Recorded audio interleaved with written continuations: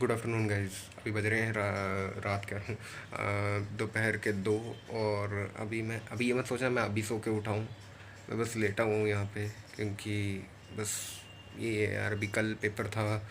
कल अकाउंट्स का पेपर था और पेपर देख के भी उठ गया। और एक टाइम पे ना तो वो एंग्जाइटी बन जाती है लोगों के दिमाग में कि यार अकाउंट्स का मेरे दिमाग में उस चीज़ का होता है।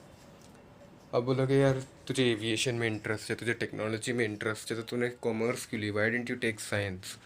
यार दिल्ली में साइंस लेना मेरे लिए एक मुश्किल बात थी, क्योंकि एट द स्टार्टिंग टाइम जब मैं स्टार्ट कर चुका था टेंथ में, जो रिज़ल्ट था उसके हिसाब से मेरे को लग नहीं रहा था कि मैं साइंस ले पाऊँगा, इसलिए मैंने साइंस नहीं ली। लेकिन अब बोलोगे यार तो तुझे टेक्नोलॉजी में इंटरेस्ट है और तू कह रहा तेरा रिज़ल्ट बेकार है। यार रिज़ल्ट का बेकार आना वर्सेस टेक्नोलॉजी में इंटरेस्ट होना बहुत डिफरेंट एस्पेक्ट है। मैं टेक्नोलॉजी में रिसर्च करता हूँ, एविएशन में रिसर्च करता हूँ, लेकिन मैं फ़िज़िक्स केमिस्ट्री और इन सब में इतना नहीं। अब बोलोगे यार एविएशन में तो फिज़िक्स केमिस्ट्री का काम है, लेकिन जिस रिसर्च को मैं करता हूँ यार उसमें फ़िज़िक्स केमिस्ट्री का काम नहीं है। मैंने पायलटिंग कंट्रोल्स को ज़्यादा रिसर्च किया हुआ है। एयरबस 320 में मैं मतलब मास्टर्ड हूँ। मास्टर्ड तो नहीं बोलूँगा, मतलब मैं एयरबस A320 मेरे को कॉकपिट फेमिलियराइज्ड है। मैं बोइंग 747 नहीं उड़ा सकता, 737 नहीं, 777 नहीं, 787 नहीं, एयरबस 380 इन सबको नहीं उड़ा सकता, 350 नहीं उड़ा सकता। तो अगर टेक्निकली बोलूँ तो अभी मैं आपको एक चीज़ बताता हूँ कि यार मैंने कल वाले पिछले वाले ब्लॉग में, कल कह रहा हूँ कल, वैसे तो कल वाला ब्लॉग था मेरे हिसाब से, क्योंकि आज है 5 अक्टूबर। और मैंने ये मतलब ब्लॉग मैंने कल तो नहीं बोलूँगा, सेकंड का ब्लॉग था वो, सेकंड को डाला था लास्ट।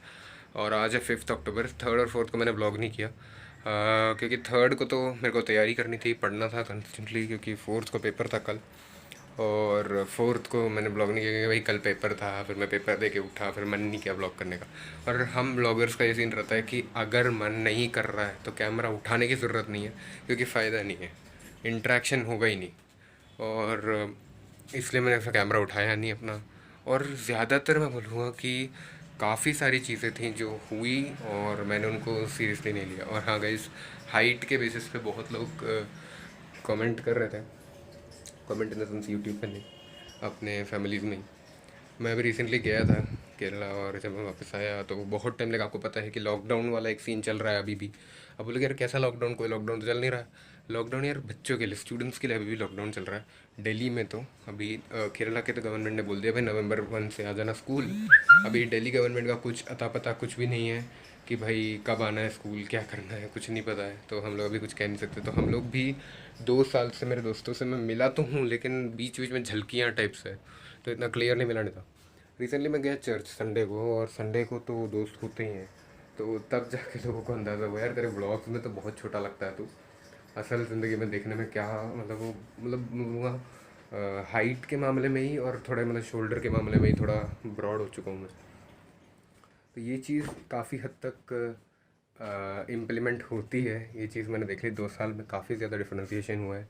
मेरे 2 साल पुराने JM टेक पॉइंट के वीडियोज़ के, मैं 1 साल पुराने भी JM टेक पॉइंट के वीडियोज़ देखता हूँ तो मुझे लगता है मैं कितना छोटा था उस टाइम पे। और मतलब वही है कि जब तक आप 18 के नहीं होते ना, तो आप कॉन्स्टेंटली ग्रो कर रहे होते हो, और वो ना रुकता नहीं है। मतलब पता लग जाता है कि हाँ भाई ये बंदा बढ़ चुका है, ये बंदा थोड़ा ग्रो कर चुका है। और वहाँ पे जाके तो मेरे कुछ फ़ोटोज़ हैं, मैं क्लियरली तो नहीं दिखा सकता, लेकिन हाँ ये एक फ़ोटो है जिसको देख के आप समझ गए होगा कि कितनी हाइट है मेरी अमंग्स माई फैमिली मेम्बर्स। जो मेरे साथ में खड़ी है सिस्टर, वो एक कैथोलिक नन है, और वो मुझे बहुत गालियाँ सुनने वाली है, इसलिए मैं साइड में उनका मतलब फेस जो है ट्राई करूँगा ब्लर करने का। अगर ब्लर हो गया होगा तो वेल एंड गुड, नहीं हुआ होगा तो मेरे को बहुत गालियाँ पड़ेंगी।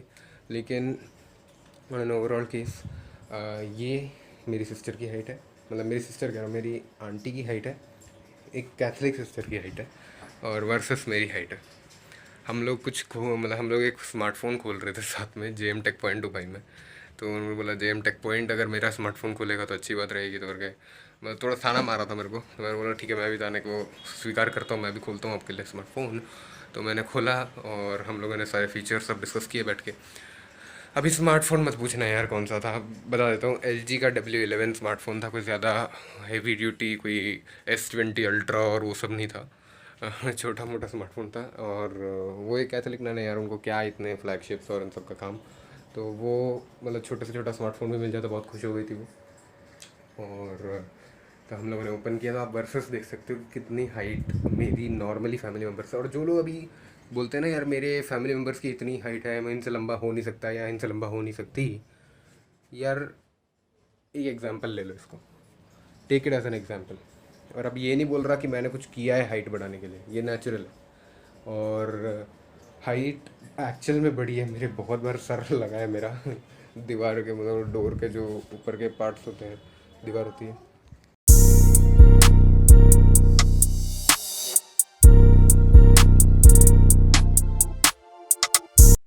ओके गैस, सॉरी ब्लॉग के तो बीच में कट, क्योंकि आ गया था हमारे घर में, उनको मेरे को स्वीकार करना था।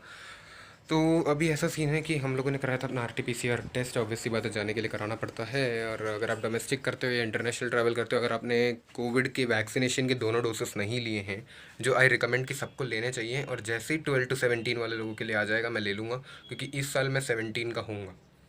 तो जैसे ही होने वाला 12 to 18 वालों के लिए, जब जैसे ही आ जाएगा, मैं वैसे ही अपना वैक्सीनेशन बुक करा लूँगा और मैं जाऊँगा और वैक्सीनेशन ले लूँगा।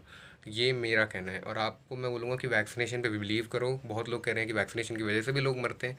यार देखो, मुझे कोविड हो चुका है मेरे हिसाब से, एक टाइम पे मैं डाउन हो गया था। और अगर मैं इम्यून हूँ, और अगर आपको लगता है कि आप लोग ज़्यादा जंक नहीं खाते हो या कचर पचर नहीं खाते हो, और आप अपनी हेल्थ का ध्यान रखते हो, तो आप इम्यून हो। और इम्यून का मतलब ये नहीं है कि आप कोविड से डायरेक्टली इम्यून हो। आपको इम्यून होने के लिए वैक्सीनेशन लेना पड़ेगा। वैक्सीनेशन का प्रोसीजर क्या होता है, ये मैं डॉक्टर तो हूँ नहीं, मुझे पता है क्या होता है, लेकिन मैं उसको समझाना चाहता नहीं, और आप लोग समझना चाहोगे भी नहीं। लेकिन हाँ, ये है, वैक्सीनेशन कोई दवाई नहीं है, प्रिवेंशन है वो।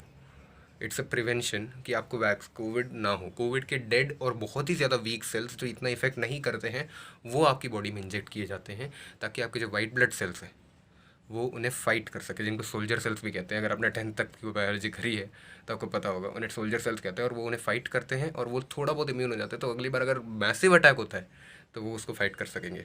तो that is what vaccination is. ये मत सोच लेना वैक्सीनेशन कोविड हो गया तो वैक्सीनेशन लगाने जा रहे हैं, दवाई है भाई, ऐसा नहीं होता। कोविड हुआ है तो पहले उसको नेगेटिव होने की वेट करो, उसके बाद वैक्सीनेशन लगवाने जाओ।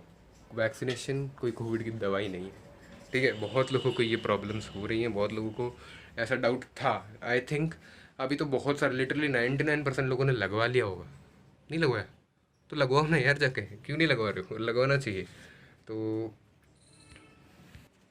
तो आपको एक चीज़ समझना पड़ेगा कि वैक्सीनेशन गवर्नमेंट युक्त एक, मतलब एक वर्क है, एक स्कीम है, एक तरीका है, ताकि कोविड को जड़ से उखाड़ा जा सके।